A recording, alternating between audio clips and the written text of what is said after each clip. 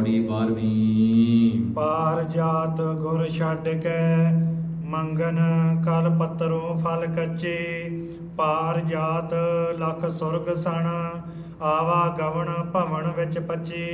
वाहिगुरु जी का खालसा वाहिगुरु जी की फतेह। पार जात गुर छड्ड कै मंगन कल पत्तरों फल कच्चे। ਭਾਈ ਗੁਰਦਾਸ ਜੀ ਇਸ ਪੌੜੀ ਦੇ ਵਿੱਚ ਇੱਕ ਦ੍ਰਿਸ਼ਟਾਂਤ ਬਣ ਕੇ ਆਪਾਂ ਨੂੰ ਇੱਕ ਗੱਲ ਸਮਝਾਉਂਦੇ ਹਨ। ਕਹਿੰਦੇ ਦੇਖੋ ਸਵਰਗ ਦੇ ਵਿੱਚ ਪਾਰ ਜਾਤ ਜਾਂ ਕਲਪ ਬ੍ਰਿਛ ਹੈ। ਇਹ ਕਲਪ ਬ੍ਰਿਛ ਜਿਹੜਾ ਸਾਰੀਆਂ ਇੱਛਾਵਾਂ ਨੂੰ ਪੂਰੀਆਂ ਕਰਨ ਵਾਲਾ ਹੈ। ਕਹਿੰਦੇ ਕਲਪ ਬ੍ਰਿਛ ਜਿਹੜਾ ਹੈ ਲੋਕ ਬੜੇ ਚਾਹੁੰਦੇ ਹਨ ਕਿ ਸਾਨੂੰ ਇਹ ਕਲਪ ਬ੍ਰਿਛ ਦੀ ਜਿਹੜੀ ਛਾਂ ਪ੍ਰਾਪਤ ਹੋਵੇ ਜਿਹਦੇ ਕਰਕੇ ਸਾਡੀਆਂ ਇੱਛਾ ਪੂਰੀਆਂ ਹੋ ਜਾਣ। ਤੇ ਇੱਛਾ ਜਿਹੜੀਆਂ ਪੂਰੀਆਂ ਹੋਣੀਆਂ ਹਨ, ਦੇਖੋ ਬੰਦੇ ਦੀ ਜਿਹੜੀ ਪ੍ਰਾਪਤੀ ਹੈ ਇਹ ਦੋ ਤਰ੍ਹਾਂ ਦੀ ਹੈ। ਇੱਕ ਨਿਸ਼ਕਾਮ ਪ੍ਰਾਪਤੀ ਹੈ, ਇੱਕ ਸਕਾਮ ਪ੍ਰਾਪਤੀ ਹੈ। ਨਿਸ਼ਕਾਮ ਪ੍ਰਾਪਤੀ ਉਹ ਹੈ ਜਿਹਦੇ ਕਰਕੇ ਆਪਾਪਨ ਮੁੱਕਦਾ ਹੈ। ਜਿਉਂ-ਜਿਉਂ ਤੁਸੀਂ ਸੇਵਾ ਕਰਦੇ ਹੋ ਤੁਹਾਡੀ ਈਗੋ ਮੁੱਕਦੀ ਹੈ, ਤੁਹਾਡੀ ਪ੍ਰਾਈਡ ਮੁੱਕਦੀ ਹੈ, ਤੁਹਾਡੀ ਐਗਜ਼ਿਸਟੈਂਸ ਜਿਹੜੀ ਹੈ ਉਹ ਖਤਮ ਹੋ ਰਹੀ ਹੈ।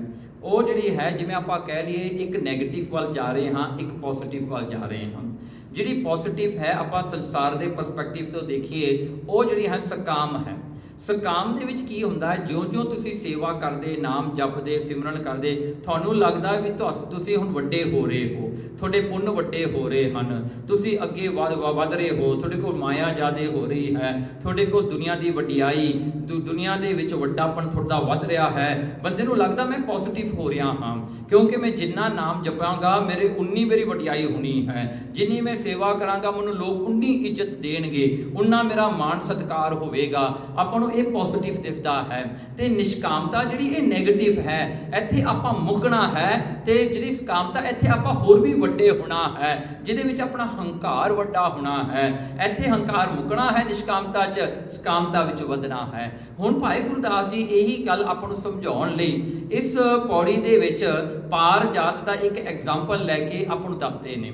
ਦੇਖੋ ਨਾ, ਜਦੋਂ ਆਪਾਂ ਨਿਸ਼ਕਾਮਤਾ ਵਿੱਚ ਕੋਈ ਕਰਮ ਕਰਦੇ ਹਾਂ ਉਹਦੇ ਵਿੱਚ ਇਹ ਫਲ ਮਿਲਦਾ ਹੈ ਕਿ ਆਪਾਂ ਨੂੰ ਪਰਮਾਤਮਾ ਜਿਹੜਾ ਹੈ ਡੇ ਬਾਈ ਡੇ ਉਹ ਜਿਹੜੇ ਹਨ ਓਬਵੀਅਸ ਹੁੰਦਾ ਜਾਂਦਾ ਹੈ, ਪ੍ਰਗਟ ਰੂਪ ਪਰਮਾਤਮਾ ਦਾ ਹੁੰਦਾ ਜਾਂਦਾ ਹੈ। ਆਪਾਂ ਨੂੰ ਲੱਗਦਾ ਵੀ ਪਰਮਾਤਮਾ ਮੈਨੂੰ ਹੁਣ ਜ਼ਿਆਦਾ ਦਿਸ ਰਿਹਾ ਹੈ, ਪਰਮਾਤਮਾ ਮੇਰੇ ਜ਼ਿਆਦਾ ਨੇੜੇ ਹੈ।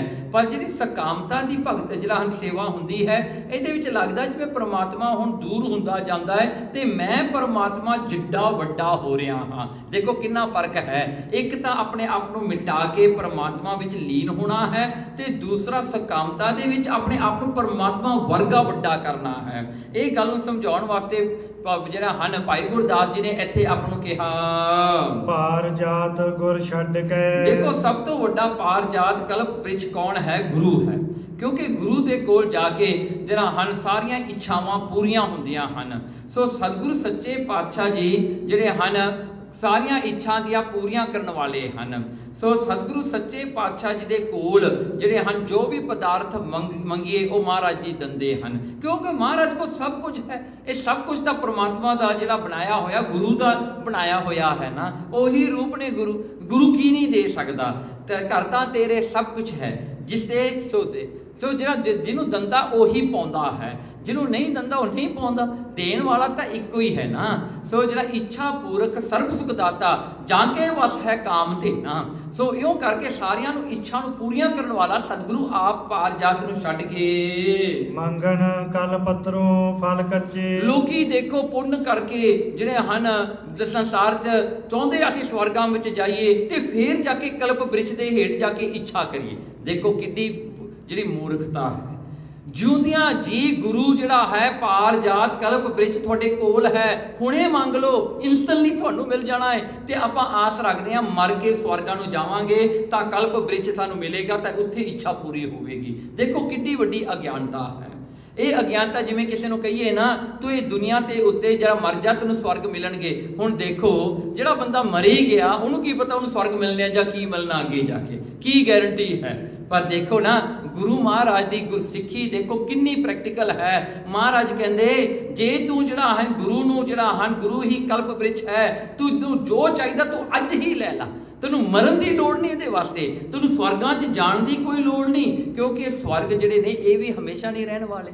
ਜਦੋਂ ਪੁੰਨ ਆਪਾਂ ਕਰਦੇ ਹਾਂ ਉਹ ਪੁੰਨਾਂ ਦਾ ਫਲ ਆਪ ਨੂੰ ਸਵਰਗ ਵਿੱਚ ਮਿਲਦਾ ਹੈ। ਜਦੋਂ ਉਹ ਪੁੰਨ ਨਾਸ ਹੋ ਜਾਂਦੇ ਨੇ, ਮੁੱਕ ਜਾਂਦੇ ਨੇ, ਤਾਂ ਬੰਦੇ ਨੂੰ ਸਵਰਗ ਤੋਂ ਕੱਢਿਆ ਜਾਂਦਾ ਹੈ।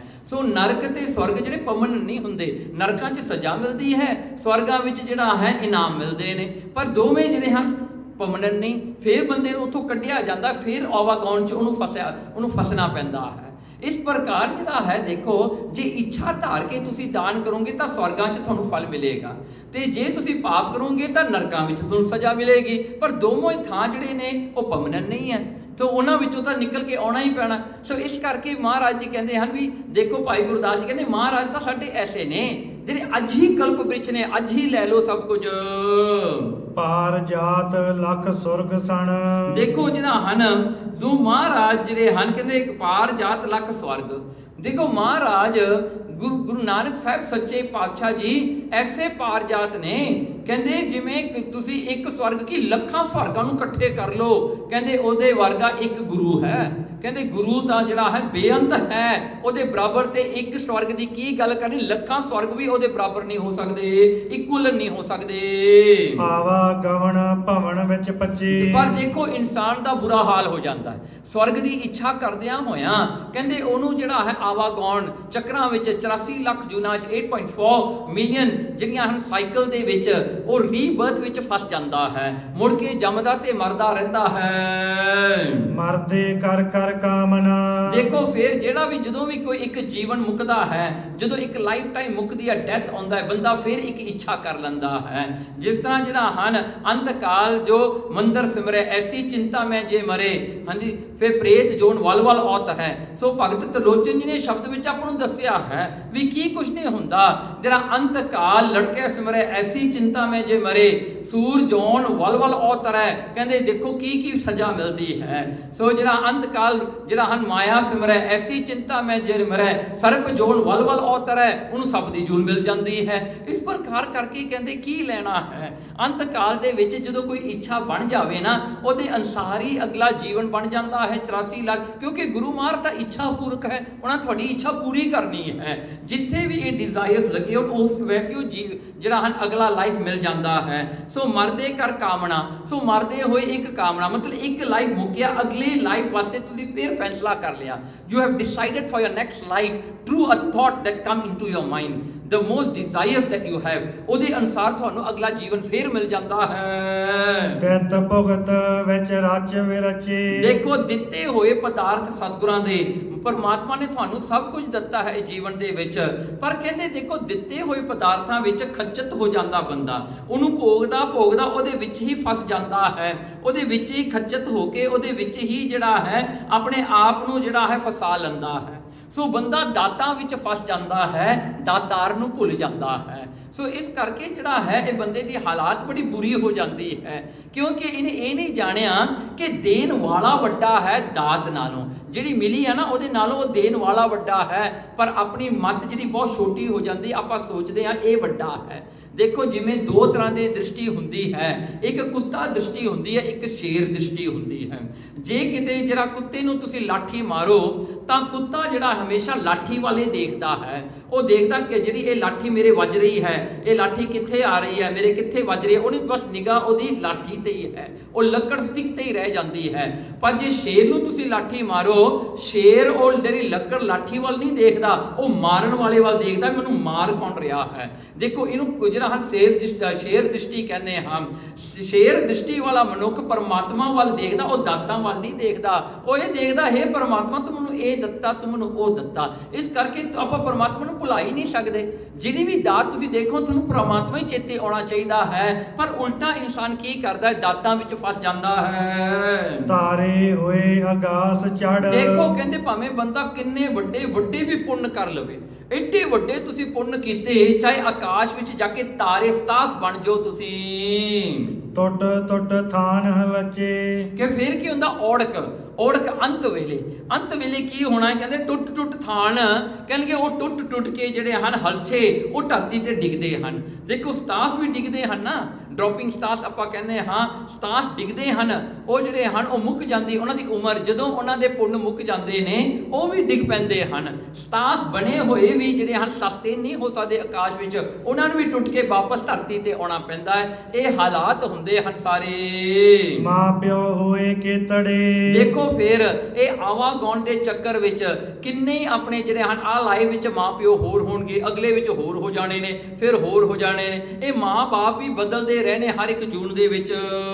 ਕੇਤੜਿਆਂ ਦੇ ਹੋਏ ਬੱਚੇ। ਤੇ ਕੇਤੜਿਆਂ ਦੇ ਕਿੰਨਿਆਂ ਦੇ ਆਪਾਂ ਬੱਚੇ ਹੋ ਕੇ ਜੰਮਾਂਗੇ, ਜਿਨ ਕਿੰਨਿਆਂ ਦੇ ਆਪਾਂ ਜਾ ਕੇ ਬੱਚੇ ਹੋਵਾਂਗੇ, ਕਿਤੇ ਇਹਦੇ ਹੋਗੇ, ਕਿਤੇ ਉਹਦੇ ਹੋਗੇ, ਕਿਤੇ ਉਹਦੇ ਹੋਗੇ।